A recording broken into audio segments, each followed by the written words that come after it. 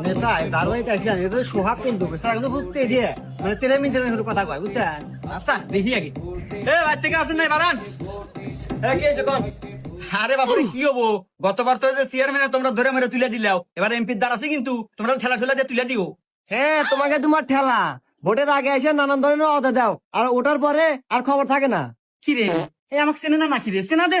আরে ভাই কি কি করলো না এখন চেয়ারম্যান সাহেব বোমা না আমি অদা টদা দিই না আমি ডাইরেক্ট কাজ করি